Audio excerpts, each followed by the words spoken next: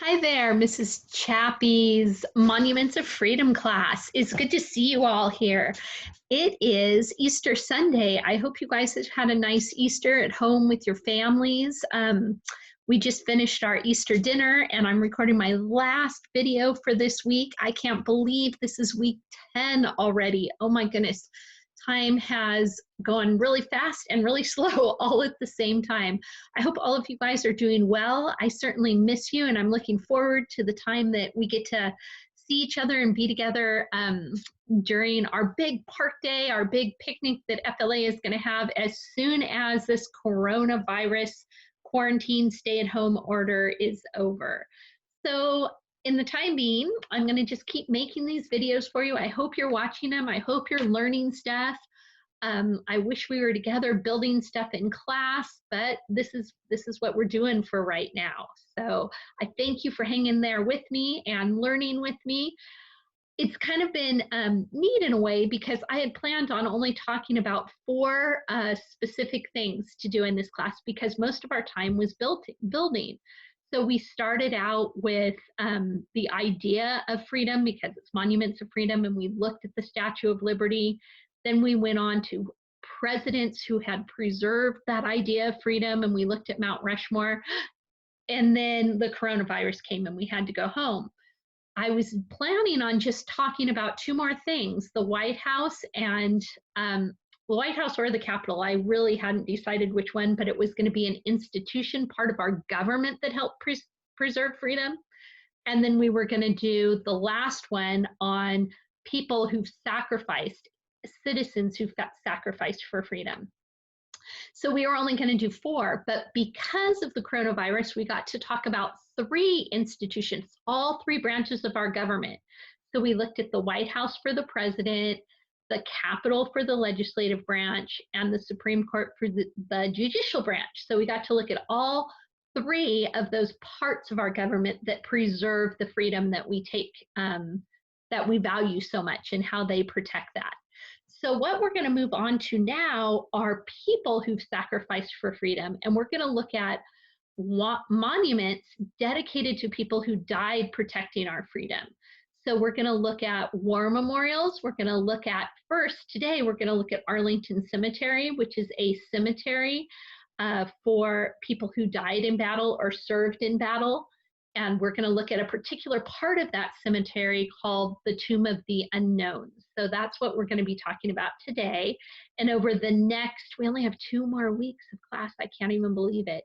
We're going to be looking real quickly at a couple of other memorials, the Iwo Jima Memorial, the Vietnam Memorial. I'll probably show you also the World War II Memorial. Those are all in Washington, D.C. And I think it'd be neat if you guys recognize them and saw these memorials that help us remember people that sacrificed for freedom.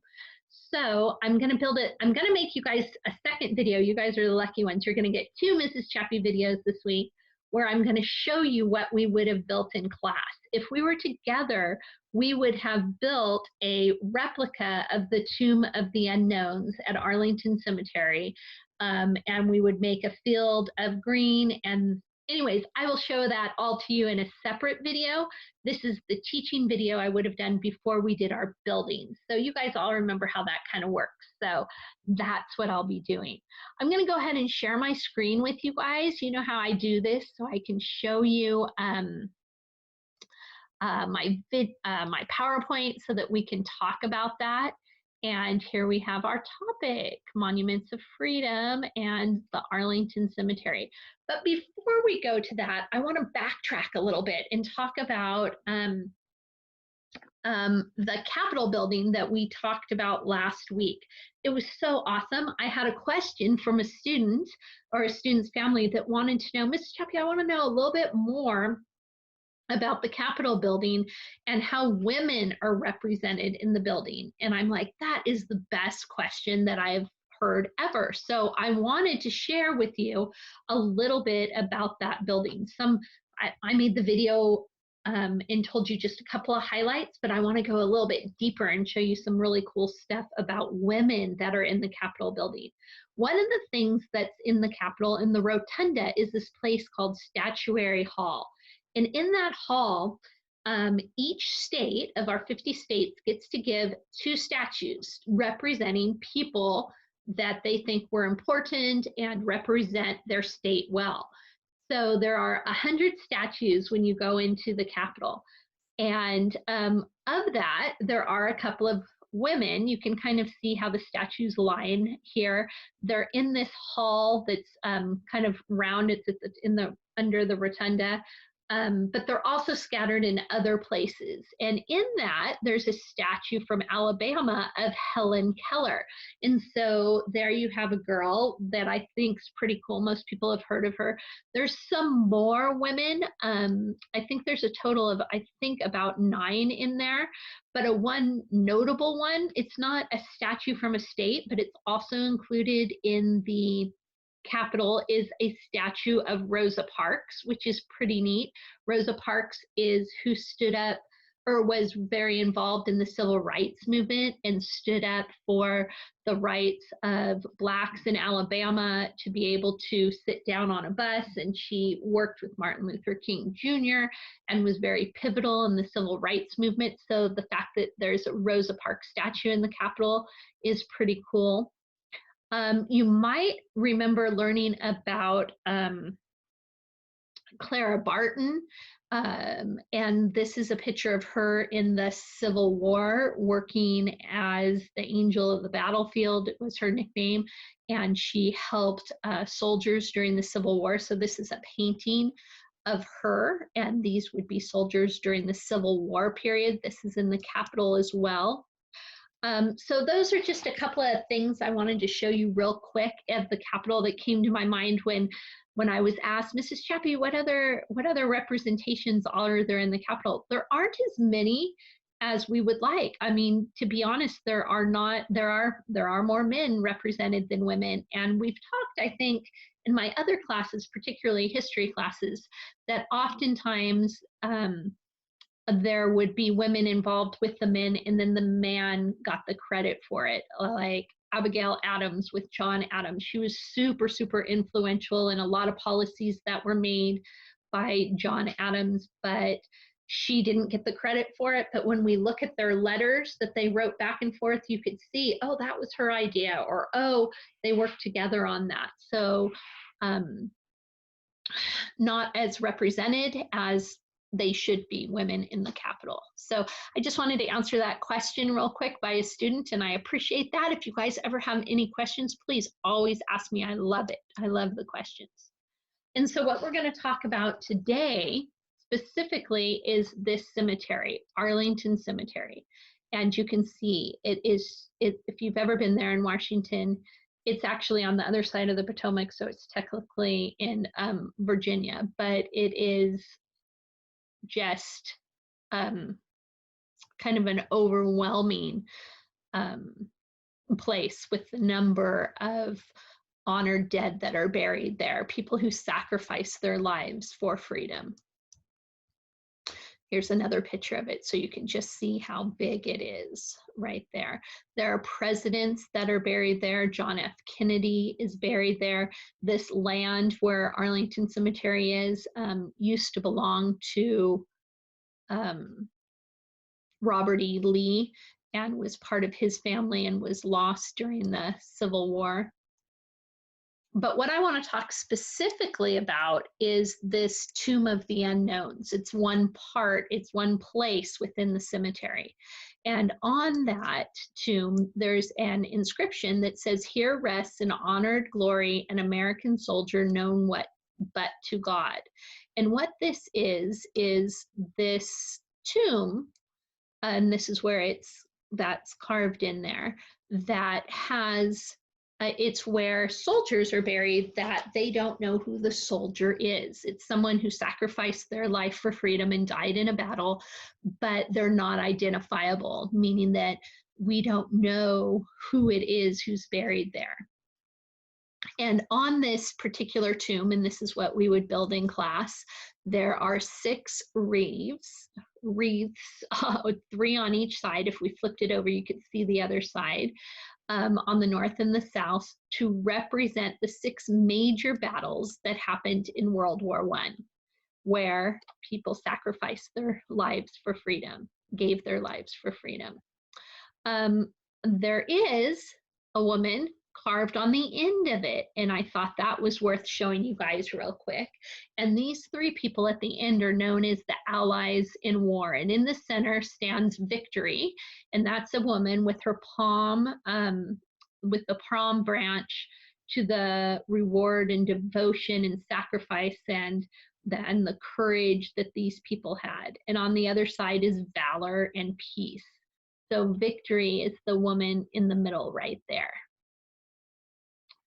And inside of this tomb are the remains, or are buried or laid to rest, soldiers from World War I, World War II, and the Korean War. And up until 1998, there was another soldier from the Vietnam War, but they were able to identify that soldier using DNA, and they found who it was, and then he was able to go be buried with his family. So because we're now able to identify people after they've passed away using DNA and other scientific things that Mrs. Hindmarsh is probably an expert on, there will never be another soldier added to this Tomb of the Unknowns, because the remains that are in there, the people that are buried in there, represent that sacrifice and that idea that they're unidentified and that they are known but to God, as it says on the carving of that on the side. This gives you an idea of what it looked like. This is actually a photograph of when they were removing one of the men from the Vietnam War to identify him. Now, what's super interesting about this particular tomb is it's guarded 24 hours a day, 365 days a year by specially trained guards that are they're called members of the Old Guard. They're from the United States Infantry, and they walk back and forth 24 hours a day, 365 days a year in front of this. And it's kind of become a kind of a tourist attraction where people come and watch it because they're so meticulous in what they do. They never stop. They never take a break. They will continue guarding it in the middle of a hurricane, in the middle of a snowstorm. They never leave. And it's considered to be one of the highest honors to serve as a guard of this. And they accept less than 20% of the people who apply to work there.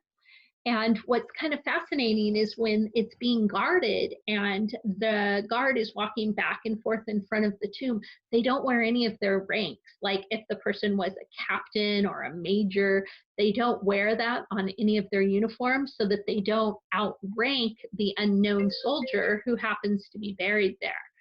So they want to show that respect, that they are not above the person who sacrificed their lives for the country. So that's kind of a little unique trivia about that. They change the guard, and you can see this mat right there. That's where they walk back and forth. You can see some tourists in the background looking there, and go through this ceremony where they hand over the position of guarding it to the next person who comes. They spend about 6 hours preparing their uniform. They go through all kinds of training. There's underneath this, there's stairs over, if you were there and went around the side and went under, there's their barracks, or their where they stay is underneath it, and they polish their shoes, which actually takes 4 hours to do. They get their hair cut constantly. They shave twice a day. The men who are working there. There have been 4 women who have served in this position up until I want to say it was 94 or 98. They only allowed men to do this, and then they thought, why, that's kind of silly, women can do it too. And so since that time, there have been 4 women who have served in that role. And when they're guarding it, they have this routine that they go through where they take 21 steps along that path that I just showed you there. And that kind of, that 21 steps is symbolism of the 21 gun salute, which is the highest honor that could be given to anyone. They always hold their gun on a certain way, and when they turn, their gun goes onto the opposite shoulder. They do this every 21 seconds using that 21, again, because of the 21 gun salute, and they're trying to show honor because these are people who died preserving our freedom. Again, this whole class is monuments of freedom, and so this all goes back to people who sacrificed for freedom. So you can see this map that they walk upon right there, and you could see the